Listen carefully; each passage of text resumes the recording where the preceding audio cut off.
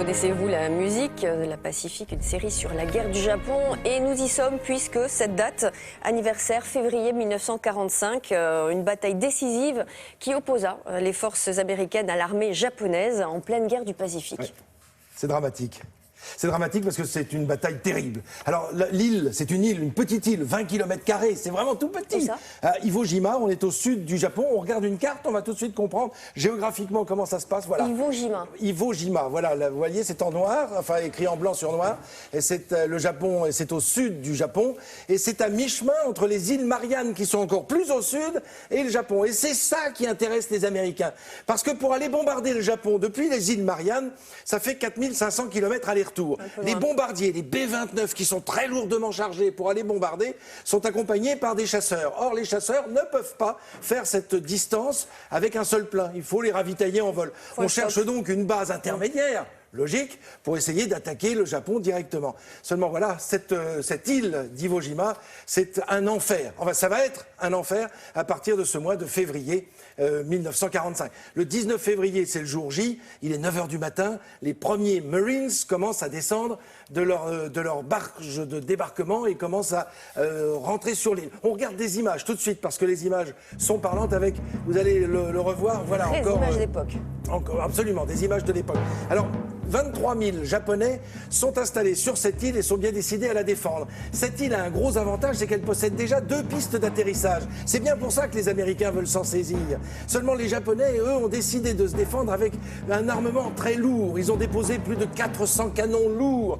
Les Américains vont bombarder pendant plusieurs heures. Comme toujours, avant chaque débarquement d'hommes, on bombarde lourdement avec des avions et avec la marine pour essayer d'effrayer, d'assourdir l'ennemi avant de lancer à l'assaut les Marines.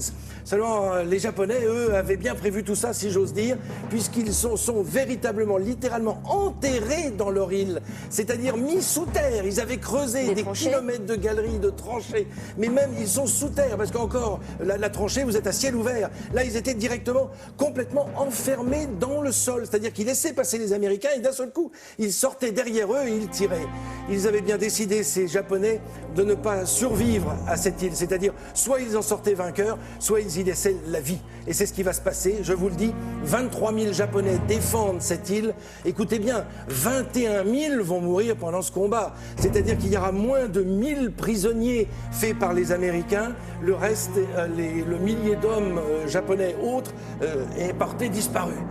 Quant aux Américains, eux, ils arrivent avec 80 000 hommes. C'est absolument faramineux. C'est une vraie volonté pour le haut commandement de se saisir de cette île d'Iwo Jima, qui veut dire l'île du soufre. Et regardez cette image qui a fait le tour du monde. Au 5e jour, c'est-à-dire le 23 février 1945, un groupe de 40 Marines a réussi à monter au sommet du mont Suribachi, qui est le sommet à 169 mètres, et ils y ont implanté ce drapeau américain. Et si on le regarde bien, bon là ça a été trop vite, mais souvent il y a des images, des photographies de ce drapeau. Vous comptez les étoiles, il n'y en a que 48, puisque nous sommes en 1945, et que l'Alaska et Hawaï ne font pas encore partie des États-Unis, de tous les États rassemblés.